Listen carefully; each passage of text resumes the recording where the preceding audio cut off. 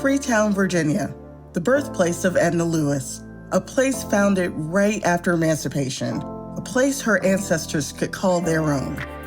When Edna Lewis cooked, she was writing a love letter to Virginia, to its food, to its people, and most of all, to this place, a village of free Black men and women.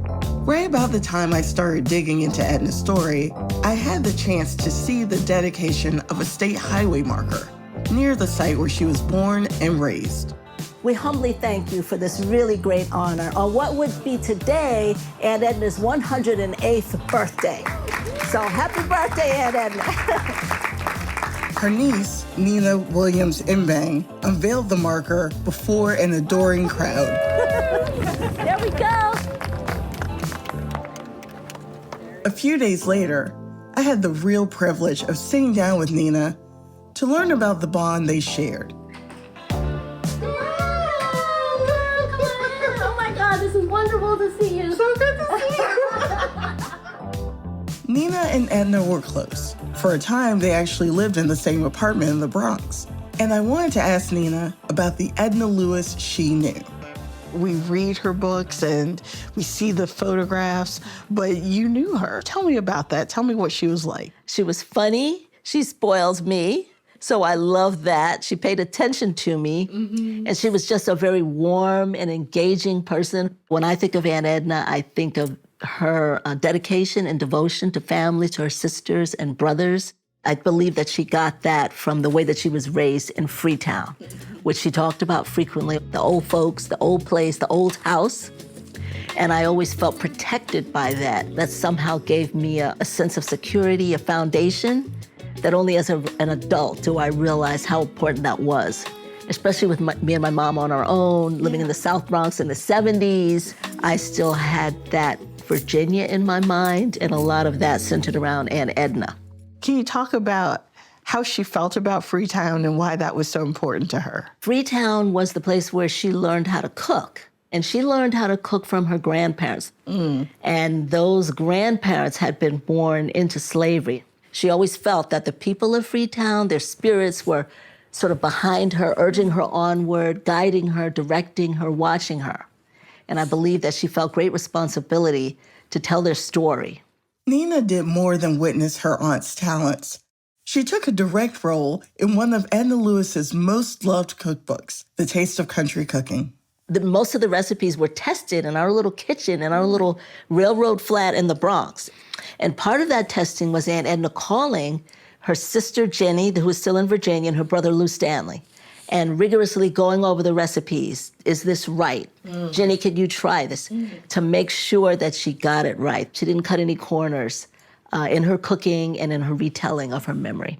She tested a lot of these recipes in your kitchen, but you actually helped type the manuscript. Yes. So I would love to hear what that experience was like. She would write the recipes out on these long yellow legal pads.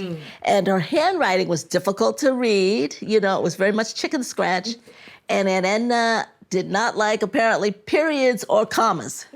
And I, 12 years old, I thought I was all that. And I'm like, Aunt Edna, you cannot have one sentence describing on this whole page.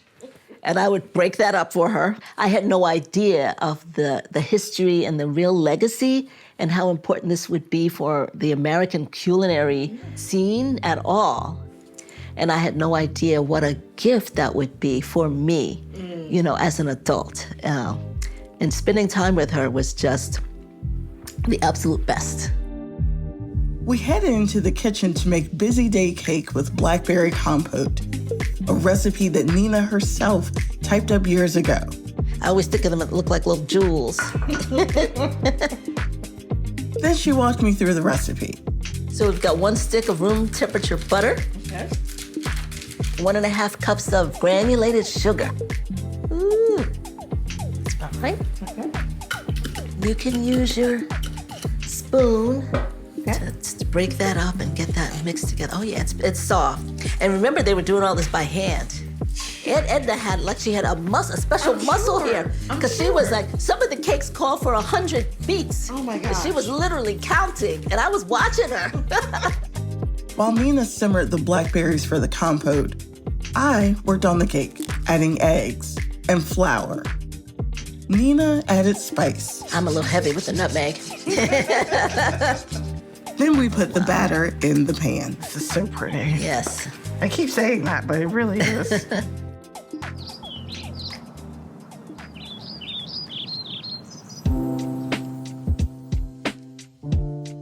The compote is hot. Okay. I will warn you. I almost feel like we should do a blackberry toast to Aunt Edna. Happy birthday. This is blackberry toast to you, Aunt Edna. Oh my gosh. Ooh, that's delicious. Oh my gosh. Wow. Wow. Oh boy. The blackberries have become, whoa. I don't even have a word for I don't this, either. They've become honestly. something in themselves. Tastes like these were liqueured or something, cured for a couple of months. Exactly. And this took 15 minutes on the stove.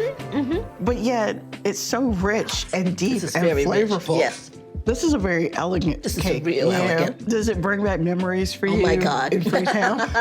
Yep. My mother sent me to Freetown for the summer because we were living in the Bronx. And Aunt Edna would come down when she was testing the recipes, and we'd go there for a morning of blackberry picking. And I was trailing along behind them, and it would be pretty hot. They were talking about Freetown and the old folks. They were laughing and giggling. And these flavors, I can see them. I can hear them walking along beside them, behind them and beside them, and just the smells of being out in the country, in the cow fields with all those smells. It was wonderful. It's so interesting how food can bring back a very specific memory. Yes. And it sounds like when you're saying that you can hear them and you can see them just from tasting this. And so in a way, they're still with us. Yes, you know? yes, oh my God, yes. You're right. They are still with us. On a sunny day with busy day cake and Nina telling stories, it almost did feel like Edna was there.